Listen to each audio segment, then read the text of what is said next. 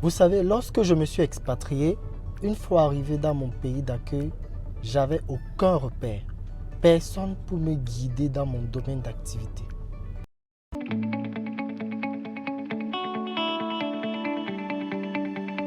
Alors, quelques mois après une longue et dure épreuve de préparation aux examens pratiques, le jour de l'examen arriva. Et le mec qui venait nous pick-up au point de rassemblement pour le site de l'examen était un coach déjà qualifié, avec une bonne expérience dans cette discipline-là, mais je ne savais pas encore. Et tout à coup, pendant le trajet, on a commencé à dialoguer, on a commencé à discuter, à se présenter, ainsi de suite. Et sans même que je ne lui demande, il a commencé à m'expliquer comment est-ce que les épreuves se passaient, comment est-ce que l'examen se déroulait. Et après la première journée d'examen, qui finissait généralement autour de 16 heures, moi je restais en fait l'observer coacher ses élèves. Et pendant que toute ma promotion, tout le collège de jeunes coachs dont je faisais partie rentrait pour aller en fait se reposer et revenir le lendemain, puisque les examens pratiques durent plus ou moins une longue période. Moi j'étais là, assis à l'observer, en train de coacher, écoutant ce qu'il dit à ses élèves, comment est-ce qu'il se comporte, quelle est sa gestuelle. En fait, je l'observais du début à la fin, j'observais tous ses faits et gestes, puisque en principe j'étais destiné à être comme lui, du moins à le ressembler quoi. Et c'est donc ainsi que depuis ce jour-là, je me suis agrippé à lui, je me suis scotché à lui donnant la place de coach. Alors étymologiquement, un mentor est un guide, un conseiller avisé, une personne pour laquelle on a une estime particulière et qu'on peut prendre en exemple. Ça, c'est la définition étymologique. On va essayer de comprendre, décortiquons cette définition. C'est quoi un guide? C'est une personne qui connaît la voie, quelqu'un qui connaît le chemin, la conduite à tenir et donc peut nous tenir par la main. Un mentor est un conseiller avisé. J'aime beaucoup cette précision étymologique-là, avisé, car ça veut dire qu'il a jonché toutes les bosses, tous les obstacles, du moins ceux dont il a pu rencontrer. Donc il connaît tous les pièges dans ce domaine. Un mentor est une personne pour laquelle on a de l'estime. Ça, par contre, j'ai plus ou moins une différence avec cette partie-là, avec cette phrase-là. C'est mon avis personnel et donc il ne faut pas en faire une généralité. Je crois qu'il y a des hypothèses à ce niveau-là. Si au cours de ton parcours sous son mentorat, tu te rends compte que c'est une personne, par exemple, qui fume, alors que toi, seulement l'odeur de la cigarette t'énerve. Ou encore, tu te rends compte que c'est quelqu'un qui se comporte mal envers sa femme. Alors, ça casse l'estime que tu as pour lui. Tu ne le fréquenterais plus à cause de ça. Tu abandonneras ton mentoring pour ça. Eh bien, moi, non.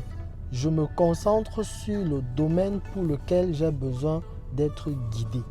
Et lorsque je finis d'apprendre, du moins lorsque je peux déjà être indépendant, je me distance simplement de lui. Mais si dès le début, tu n'as déjà pas de respect pour ce mentor-là, tu n'as pas d'estime pour lui, alors on est bien d'accord que ça ne marchera pas.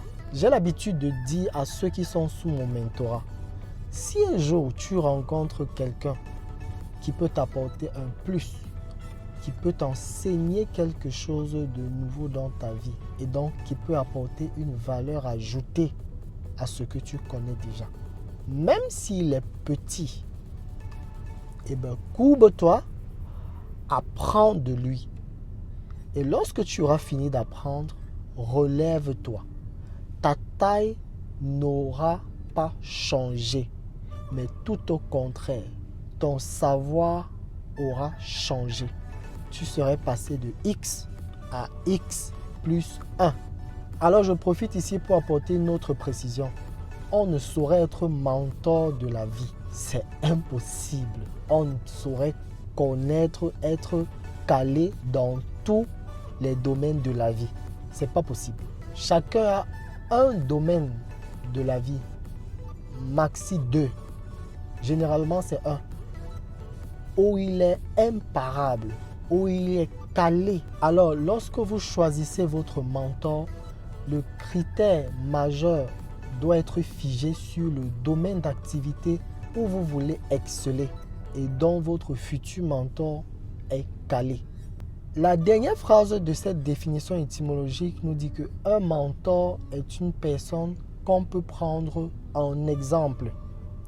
Ça, c'est clair, comme de l'eau qui sort des rochers, car il s'appuiera généralement sur ses propres expériences et illustrera ses propos avec ce qu'il a accompli. Ainsi, vous pourriez toucher du bout du doigt son résultat final, sans même avoir parcouru le vôtre d'avance. Et ainsi, cela pourra vous galvaniser, vous motiver et revigorer votre courage pour la suite des épreuves surtout. C'est donc sur cette note que nous terminons cette définition. Vous savez dorénavant ce qu'il faut faire pour dénicher un bon mentor dans votre domaine d'activité. Alors, je vais vous donner les avantages d'avoir un mentor, surtout un bon mentor. Premièrement, quand on a un mentor, on commet moins d'erreurs. Ça, ce sont les avantages par expérience. Ce sont les avantages. Là, je vous parle de vraiment l'expérience que moi j'ai eue. Eh bien, un mentor vous fait gagner beaucoup plus de temps. Quand je suis arrivé, j'ai mis mes objectifs sur pied et je me suis donné 3 ans pour réaliser cela. C'était me stabiliser, finir mes études et consorts. Eh bien, j'ai pu le faire en 1 an et demi parce que j'avais un mentor. Alors, un mentor, ça fait gagner beaucoup de temps. Ça vous évite de faire certaines erreurs de débutant. Bien que vous soyez débutant, ayant un mentor, ça vous évite de faire ces erreurs-là. Aujourd'hui, ça fait plus de 2 ans que je suis orphelin de mentor. Bien que je continue à exceller dans les domaines d'activité dont j'exerce, je suis toujours à la recherche d'un mentor. Peut-être plus dans les mêmes secteurs d'activité, mais j'en ai toujours besoin. J'ai envoyé ma candidature chez certaines personnes qui sont susceptibles d'avoir le profil et je suis toujours en attente. Et bien, c'est ça la vie. Alors, vous l'aurez compris. Si vous avez l'opportunité de tomber sur un mentor, surtout sur un bon mentor, agrippez-vous à lui. Ne le lâchez plus jusqu'à ce qu'il vous apprenne tout son savoir.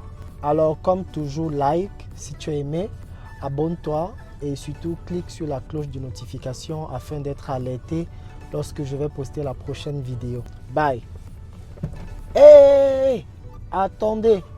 J'ai un bonus pour ceux qui sont restés jusqu'à la fin. Et ben, pour la prochaine vidéo, nous parlerons du professionnalisme dans l'entrepreneuriat. Eh oui! Merci pour ceux qui sont restés jusqu'à la fin. Ciao!